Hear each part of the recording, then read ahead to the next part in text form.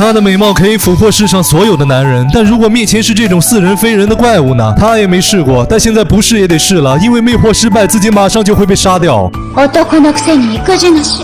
这回他可是用出了浑身解数，而异性的冲击让怪物脑子都快炸开了，加上主人抽打在身上的鞭子，怪物彻底绷不住了。为了守住这么多年的清白之身，他要殺掉面前这个女人。突然几发子弹吓住了怪物，女人趁势逃走，而怪物则是像个思春少女一样站在原地。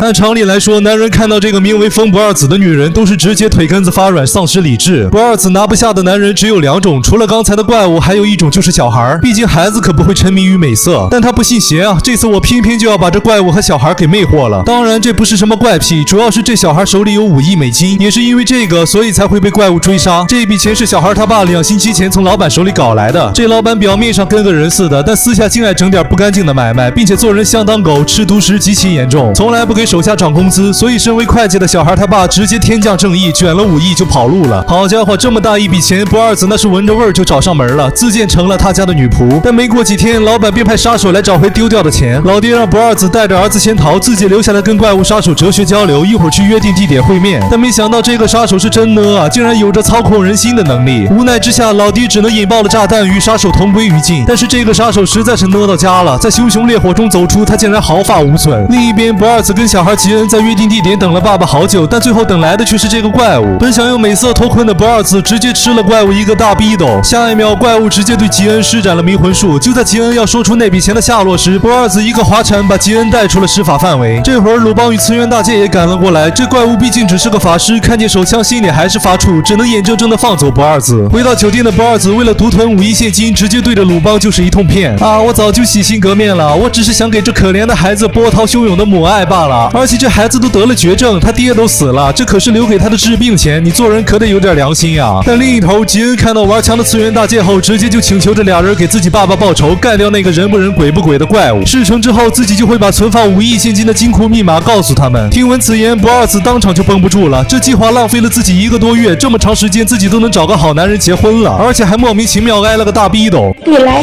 一个10多岁的孩子，一个逼斗得有多大的心理的伤害呢？而鲁邦这边干掉一个人给5亿，也就小孩能办出这种事儿来，这活必须接。在鲁邦的安排下，吉恩被当成了诱饵，引杀手出现。在等待的时候，不二子疯狂给小孩洗脑：你虽然死了个爹，但我可以当你妈呀！你把密码告诉我，咱俩远走高飞，感受我这波涛汹涌的母爱，岂不美哉？不过小孩不吃这套，铁了心要复仇。苦等多时候，怪物终于出现，门外的鲁邦还没等动手，直接被他同伙一卡车怼在了墙上。何やってんのよ！此时的不二子一个剪刀脚准备夹爆怪物的头，但怪物的头那是邦邦硬，直接一拳把不二子抛飞到了街上。不二子也借此机会赶忙带着吉恩驾车逃跑，而怪物也是骑车追了上来。随后不二子一通逮下户，直接在被火车撞上的前一秒飞过了火车道。一向沉着冷静的怪物也是被这操作惊得裤子都湿了，这可真是上帝也疯狂啊！这边不二子来到了一家旅馆，虽说身上没钱，但好在老板是个男人。在不二子晃晃悠悠的恳求下，老板直接给两人开了个总统套房。来到房间的不二子又开始动歪心思，跟吉恩聊天那是3句话不离钱。よく考えてみて、あなたにはママが必要なの。僕の手術のためにお金まで用意してくれた。違う！藤子なんてママじゃない！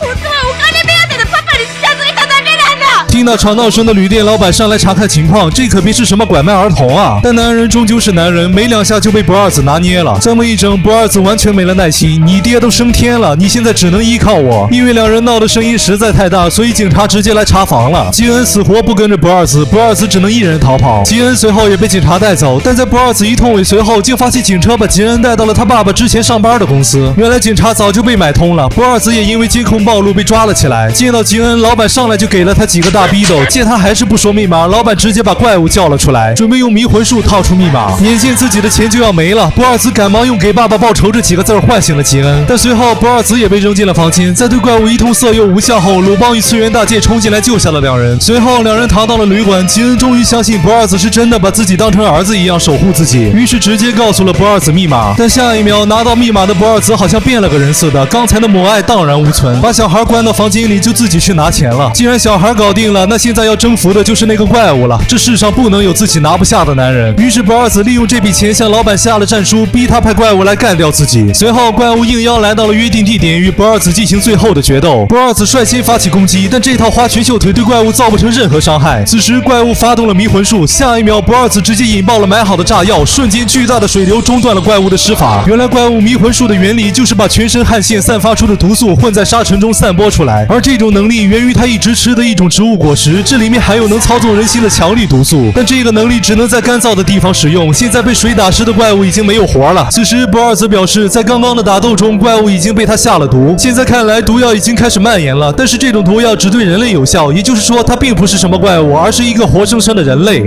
乾いた心を癒してあげられる。ほら言ってごらん、私が欲しいって。かわいそうに。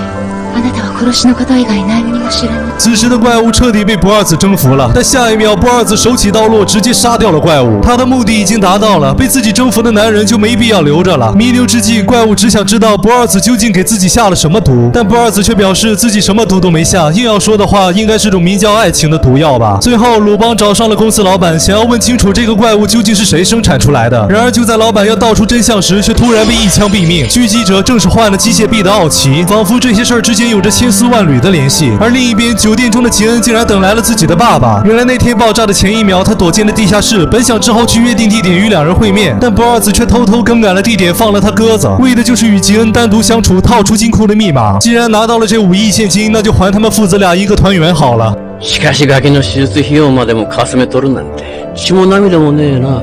あらいいじゃない。ジーンと離れ離れになったことで、私の誤算は2つ。ピンカムの殺し屋としての腕と、父親の敵討ちを願った息子の愛情。俺たち男は踊らされちまったな。